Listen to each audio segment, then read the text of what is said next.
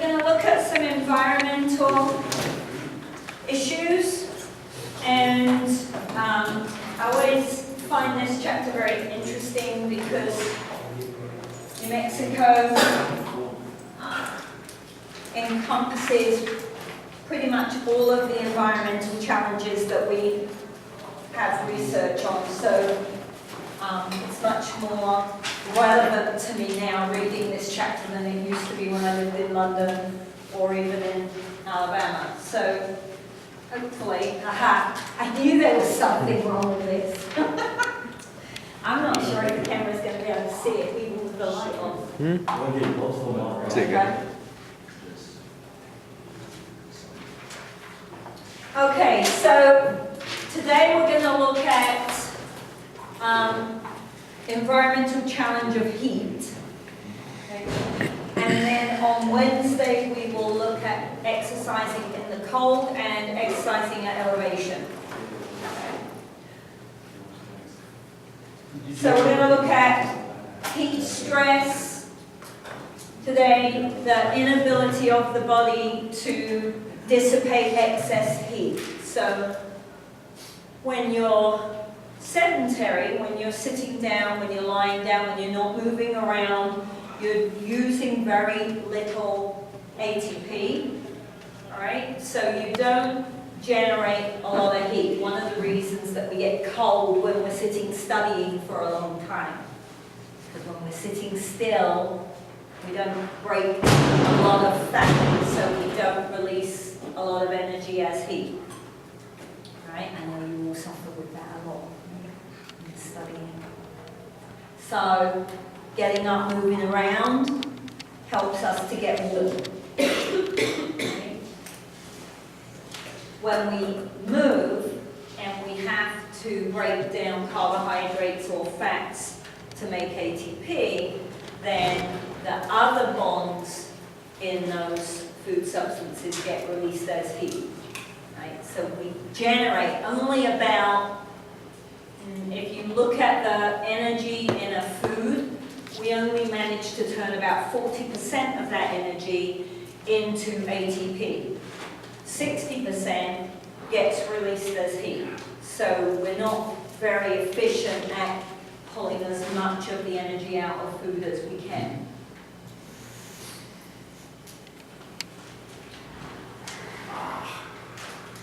So we've got to be able to recognize that we're getting hotter and respond to getting hotter so that we don't have temperatures that are soaring up into the hundreds, because that can affect all kinds, we don't, our enzymes, right, are very pH and temperature sensitive.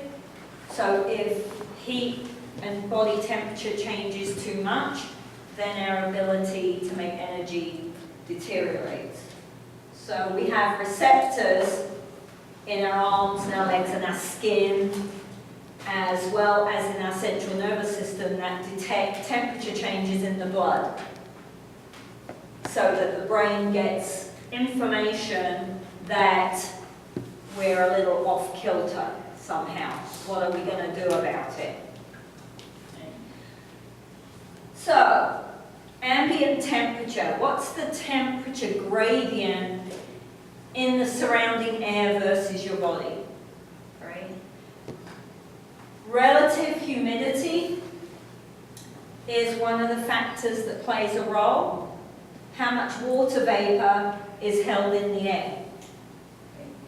And wind speed. So if wind speed is higher, it has a cooling action for us, but if it's low, then we see higher levels of heat stress. Right? So heat stress index is one of the things, if you watch the weather on TV, or if you Yahoo weather or Weather Underground, they often talk about the heat stress index, and that is the relative humidity plus the actual temperature that they're measuring in the air. So that means it's a good factor to pay attention to, because if, for example, I'm in Albuquerque and it's 90 degrees, but the humidity is only 35%, then my relative heat stress index is 125, right? If I'm in Birmingham, Alabama, and it's 90 degrees, but the humidity is 85, then my relative heat stress index is 175. So the temperature is identical, but the stress index is significantly higher. Right? So it's quite a useful tool from an exercising point of view. If you're a coach, it's not just the temperature, look for the heat stress index. And they give that quite often now, because the combination is a bigger problem. Okay.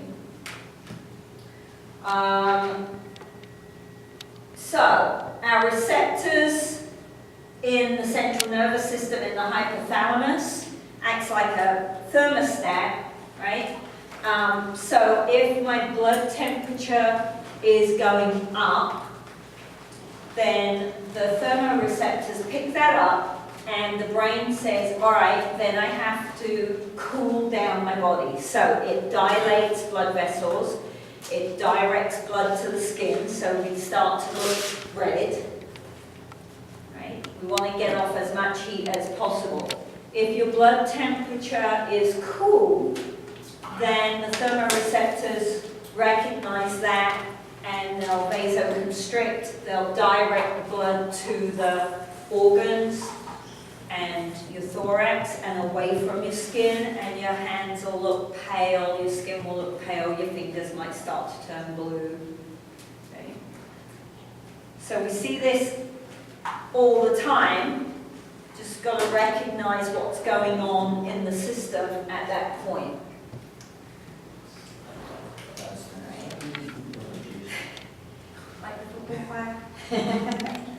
Alright, so how do we lose and gain heat? Alright, convection, the first mechanism is moving warm air and replacing it with cool air.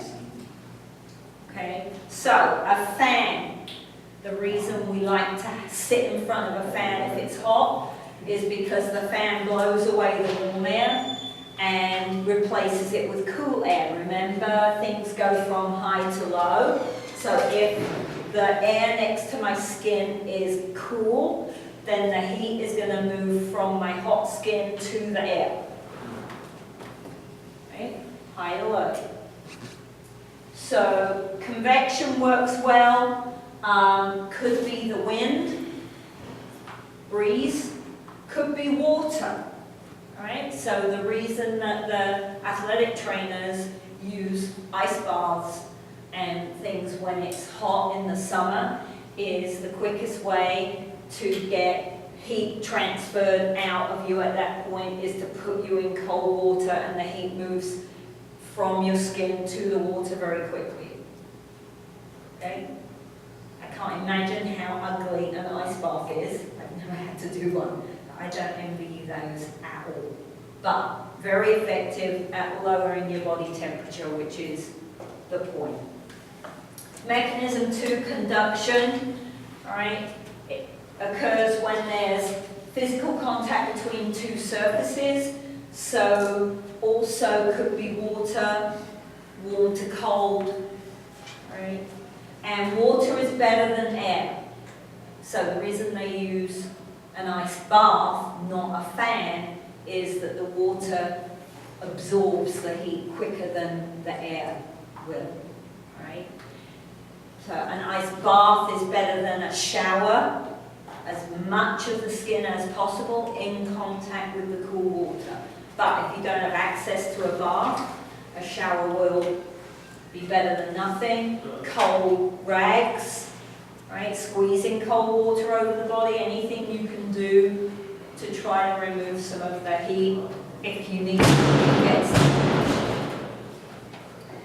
Radiation is the third one. So the relationship between the surrounding air and the temperature in your body. So you can gain heat, right? So we're 98.6, we go out and run in 110 degrees in Arizona, then the air is hotter than our body, the heat goes from high to low, we can absorb the heat from the air rather than lose heat from our bodies, right? So you want to pay attention to that. Radiant heat at altitude is much higher than it is at sea level. Right? So we're at 4,000 feet, we're already pretty high. The higher we go, the more intense the light is, the more radiant heat we can absorb. Right? So it means the effects are greater over a shorter period of time.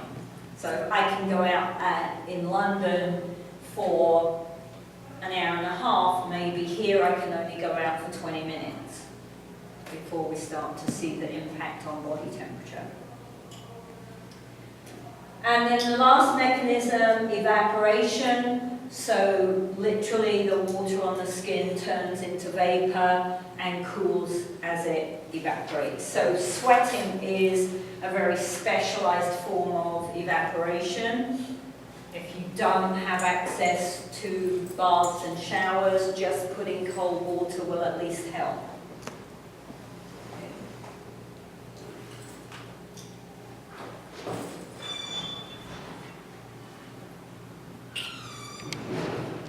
So what does the body do when it's subject to heat stress? All right. First thing we see is an increase in heart rate. And we see greater cardiac output. Stroke volume doesn't change, so we've got stroke volume times heart rate is cardiac output. So if stroke volume is the same and heart rate goes up, we see larger cardiac output under a similar work situation. Okay?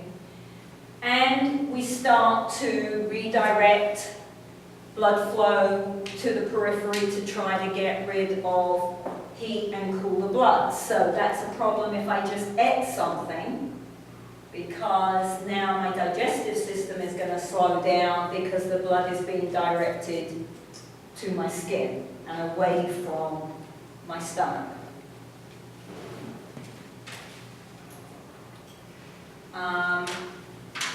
Body composition and fitness. So what's the relationship between body composition and fitness? The larger my body mass, then the greater my heat production, particularly if that body mass is muscle, because it's going to be doing a lot of work and creating a lot of ATP and therefore a lot of heat. So the bigger my athlete, the stronger my athlete, the larger the heat production that athlete is going to give off. Right? So an offensive lineman, a lineman, big people on the field are going to have more struggle in the heat than my quarterback or my smaller players on the field. If I'm the coach then, it's another instance where I can't treat the team as one unit, right? Because different parts of that team are going to be responding differently to being out in the heat in summer preseason training. Athletes or individuals who have more body fat. Body fat acts as an insulation. So if you've got friends who are a little overweight, they tend to be warm when you're feeling freezing. Right? My sister and I have this fight all the time when I'm home, because my sister's quite a large girlie. And so I'll turn the heating up, and she'll go over and turn it back down, and I go over and turn it back right? Because she can stay warm when it's quite freezing for me, right? So if my athletes are carrying extra weight, not only does that extra fat mass not benefit performance because it's extra weight that isn't producing any action, right? It's not doing anything towards the movement, but also if I'm an outdoor sport in the summer, it puts them at a disadvantage in the heat. Right? So a couple of reasons why you want to try to keep your athletes' body fat percentage within a reasonable range and not let them get overweight. Particularly if you're going to come back and do pre-seasons in the summer. Right? If I'm going to come back and do my pre-season training in the winter when there's snow on the ground, then having a bit of body fat might actually help keep them warm. So it depends what sport you're in. The fitter you are, cardiovascular fitness, the greater the cardiac output we see. Right? So it enables your body to cool you down because you can shift more blood to the skin per beat and per minute. Right? So the higher levels of fitness, the more cardio, respiratory fitness you have, the higher your VO2 max, the better off you are working out when it's hot. So, when we look at what's going on in response to the heat and what we see between our athletes, okay, aerobic fitness and lower body fat, that combination gives me an advantage in the heat. Okay. So, if I watch the 10,000 meter runners in the Olympics in the summer, then generally the temperature is pretty warm, especially down on the track. You don't see overweight 10,000 meter runners, right? So it's easy to put the two together and yet come up with silly examples. Okay? The sillier the example, the more likely you are to remember the right combination of factors. Okay? All right, so if we get it wrong, okay, what are some of the problems that can occur? And we've got various levels of heat illness that people can exhibit. And you want to be able to recognize the symptoms and the problems because some of them can be lethal, right? And you don't want to be the coach that loses an athlete because you goofed up. So if you're an indoor sport, then you still will pay attention for your personal training, okay, or your family. Even just playing out in the park or playing in the garden is exercise outside in the heat. Right? It doesn't have to be sport. It can be playing with a dog. Okay. So, heat cramps is the first level, and actually some people even get heat cramps at normal kind of temperatures in the air because they generate a lot of heat internally. Muscle cramps that occur if you're exposed to heat. So generally, one or more factors are combining to cause that heat cramp, all right? It could be that the individual is dehydrated. It could be that they've managed to get some kind of electrolyte imbalance, all right? And often that can be put right just by adding salt to their meal at the lunchtime or the evening before the training session. All right. I have seen some information that sea salt, you want to use sea salt, not table salt, but apparently sea salt has higher sodium, I don't know. But apparently sea salt is better to use on your food than regular plain table salt, of course, because it's more expensive, right? So, but I expect that table salt is better than nothing. So if you've got an athlete who suffers a lot with cramping and you have training at 4 or 5 o'clock in the afternoon, which oddly in New Mexico is often the hottest time of the day, right? That takes getting used to when you come from London, right? The hottest time of the day is 12 o'clock. That's when the sun, no, not over here. Very strange. Right? So, if you're going to train at 4 or 5, when you have your lunch meal, then add some salt to it if you can. Or maybe make sure that your snack before training has salt in it. So have some chips and salsa, or if you're going to use some kind of granola bar, make sure there's salt in the granola, right? Just think about it sensibly. Not everybody, right? Not every individual that has heat cramps is going to exhibit the same combination of factors that drove the heat cramp. So you've got to play around with it a little bit. Neuromuscular fatigue. So there could be fatigue between the motor neuron and the muscle that is causing some disruption in the signal to the muscle, or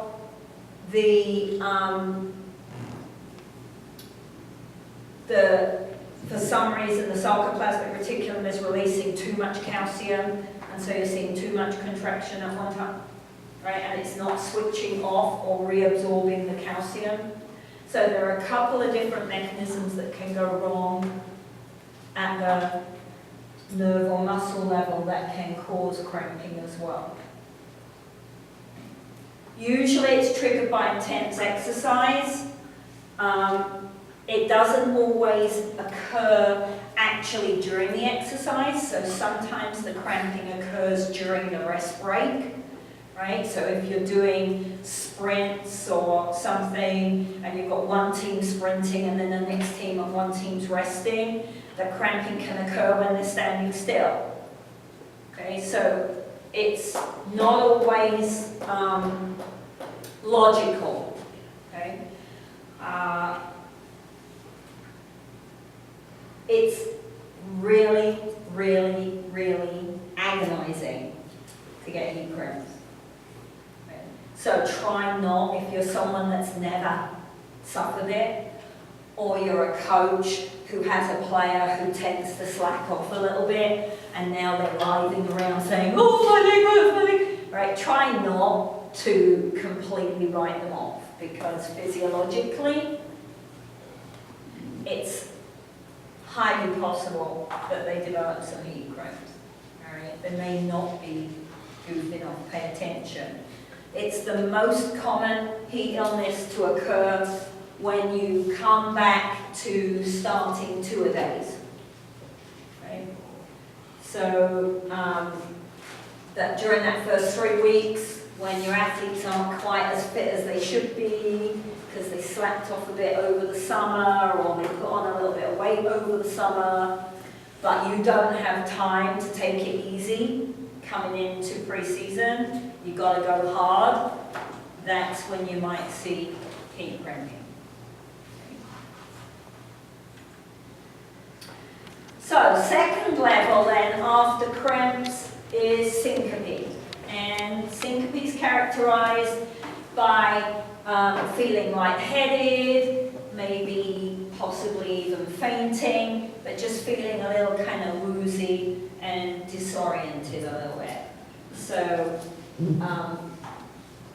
often you see it if they sit down or stand up, because it changes blood pressure, sitting down and standing up. And so as they stand up, they're like, whoa, all right? It's more common if you're not acclimatized to the heat. So if you've got athletes that you have recruited that live somewhere a lot cooler than it is when you bring them in for training, and they went home for the summer, then they may have some problems when they first get back, right? So the mechanisms that lead to syncope: peripheral dilation, so all the blood, right, I'm hot, so all the blood goes to the skin, lowers the blood flow to the brain. So it lowers oxygen and glucose delivery to the brain because the body is pumping blood out to the skin. And so then when you stand up, the pressure is low. You also get pooling of the blood in the legs, so particularly if you're standing around and you don't let your athletes sit, right? Which there's some argument for not letting them sit down. You're trying to get them back in shape. So, but then the blood pools, and again, the pooling of the blood in the legs means that there's less blood coming back to the heart, stroke volume goes down, and stroke volume means there's less blood going to the brain again. All right, so lightheaded. Dehydration, what a surprise. Right? Dehydration pops up all the time. Make sure your athletes are fully hydrated. Okay. And it can lead to brain ischemia. It has to be a pretty severe issue to lead to some damage, cell damage in the brain. Generally, syncope is just going to be woozy. Okay. Level 3 is heat exhaustion. And heat exhaustion occurs when you've got individuals who are sweating very heavily. Again, if they're dehydrated. We also see low levels of sodium in people who exhibit heat exhaustion, and they feel really fatigued and lifeless and like they've got no energy whatsoever. All right? So there's a lot of factors involved in developing heat exhaustion, so sometimes it can be difficult to diagnose. Because if you see someone who you know is, I see my athlete walking around with a bottle of water all the time, and I see them drinking all the time, I don't think they can be dehydrated, right? But it could be a combination of other factors that led to the heat exhaustion. Typically, hot and humid environments, because when you are in a humid environment, the sweat does not evaporate, okay? So, we go back to our high and low thing, all right? Then evaporation occurs because there's a gradient in water vapor. Right? So, I sweat. Okay? And this is the air. If the humidity level is relatively low compared to the water on my skin, then the water evaporates and I cool. Okay? What happens when we're in places that are very, very humid is my gradient that. So my humidity is so high, the water vapor level in the surrounding air is so high that there's no gradient between the air and my skin, and so the water can't evaporate. And then it just runs in rivers, right? So if any of you have been somewhere that's very humid, very uncomfortable, takes a lot of getting used to because you're just soaking wet all the time. Right? So the problem with this then is that the sweat mechanism isn't doing what it's meant to do. It's not acting as a cooling mechanism because the water's just running down my legs instead of evaporating. Okay. So heat exhaustion more often in a hot and humid environment rather than just hot. Doesn't mean you can't see it here. Okay? It just might not be that factor that's an issue, right? It could be something else. Because here you'll sweat a lot and you might not realize that you're sweating. So then you don't realize that you're getting dehydrated. Heat exhaustion and the final level have very similar types of symptoms, and so they can get confused. It's difficult to distinguish whether someone is suffering from heat exhaustion or whether they're suffering from exertional heat stroke. Okay? That means then that you want to assume the worst. Assume that it's heat stroke and not heat exhaustion, because if you're wrong, you're doing what's necessary to save someone if they've got the worst case, right? If you do it and you say, oh, it's just heat exhaustion and it's heat stroke, then your response won't be strong enough to necessarily save that individual, right? So always assume the worst case.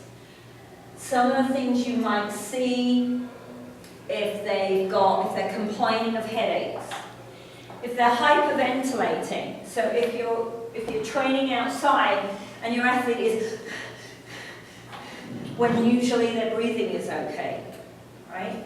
Then that's a good sign. If they're complaining of feeling sick or they've got diarrhea, that can be an indication, all right? If they're not going to the toilet and urinating, then that means that probably they're dehydrated and their body is trying to maintain fluid the best way it can. Right, so core temperature, if someone is diagnosed with heat exhaustion, core temperature is going to be anywhere between 97 and 104 degrees. So if you take their temperature and they're around normal, doesn't mean they don't have heat exhaustion. Obviously, if you take their temperature and their temperature is 102, then you're going to see some red flags. But it could be 97, 98, 99, and they could still be suffering with heat exhaustion. Right? So don't rely on taking their temperature to tell you if there's a problem.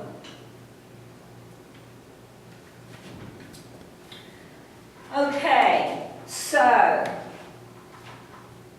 final heat illness, top of the pile, and heat stroke or exertional heat stroke, as I said, it's often misdiagnosed as heat exhaustion, right?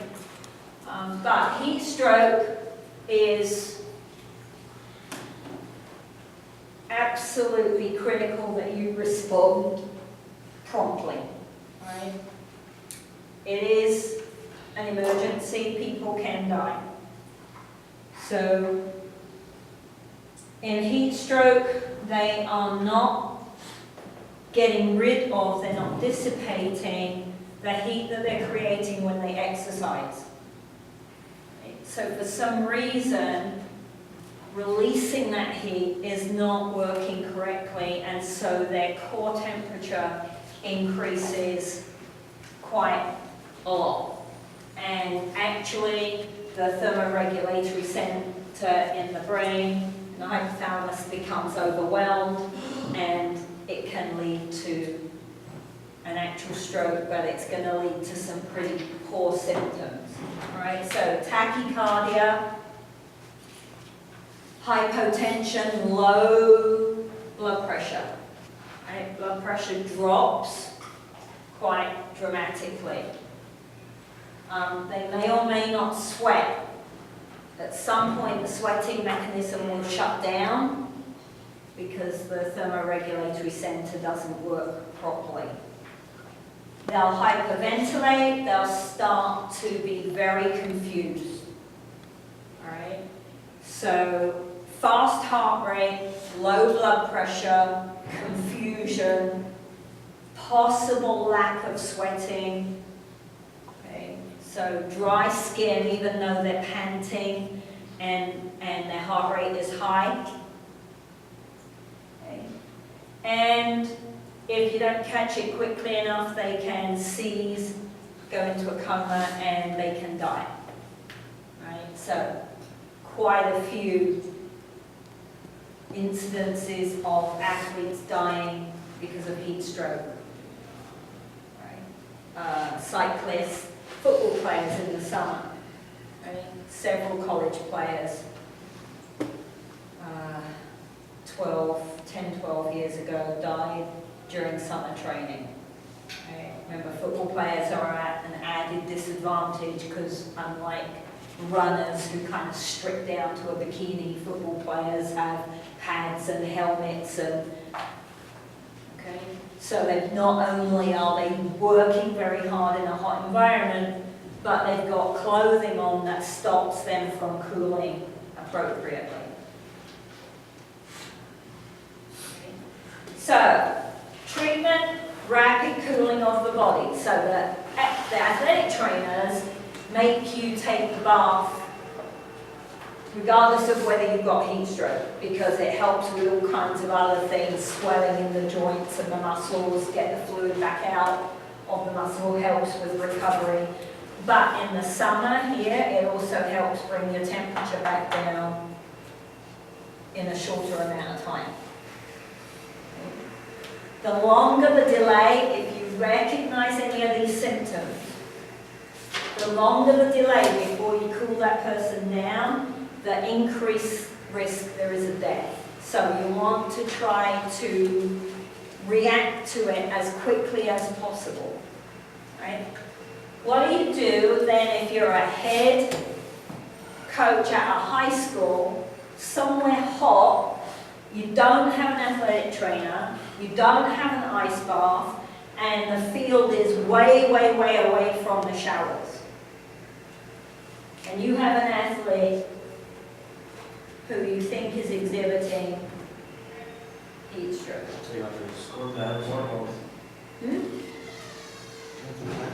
take off his pads and find the shade. Okay, take off pads if it's a football player, get them in the shade as quickly as you can. Carry an ice box with you. Right? Carry an ice box, because even if the ice melted, the water in the ice box is still going to be cold. So at least you've got something cold that you can get onto that person if you don't have immediate access while you're calling 911. You can get some cold water on them before the ambulance gets there. But what do you need to do? Because I mean, won't your body go into shock if you go from one extreme to the other? Don't you dip your fingers in it first? I think it depends how far gone. I mean, if they're seizing, then my personal opinion is you've got a lesser of two evils. Do I let them continue seizing, or do I risk shocking the body by cooling them down? You don't have to suddenly, I guess it would depend for me on how bad the symptoms were. If I was looking at someone that I was iffy about, I would probably sponge them down with cold water and then put them in a cold bath or a shower. If I'm looking at someone who is dippy and not sweating or seizing, I'm chucking them in the cold as quick as I can. I've just heard a bunch of stories of like people being out in the summer mowing or something and want to go and cool off, jumping in a cold shower, everybody Having a heart attack. Everybody had a heart attack. Yeah.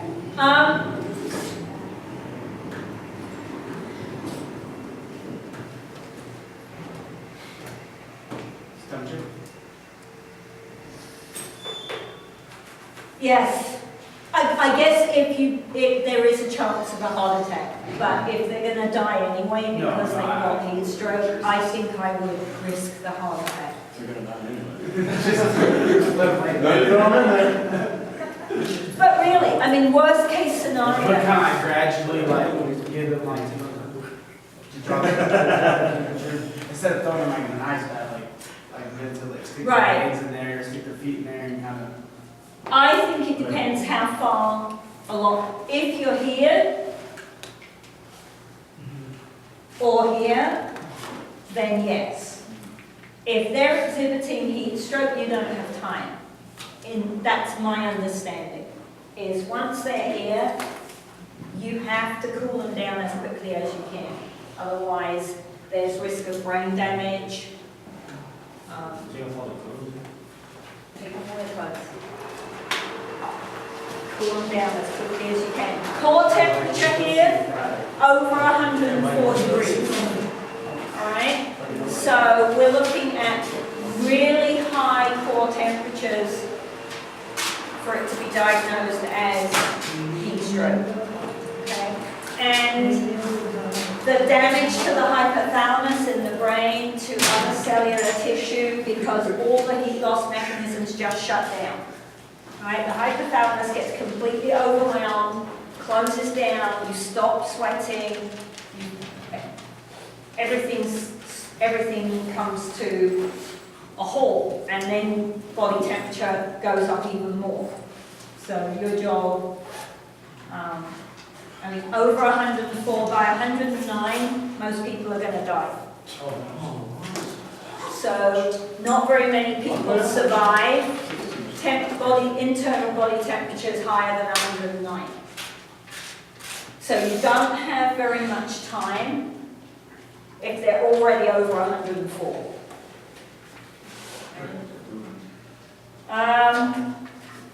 If you have a look on page 301 in your book, then you've got the Strength and Conditioning Association guidelines in your textbook there to help you with this one. And we will finish that slide on Wednesday. You're gonna get a little leave, like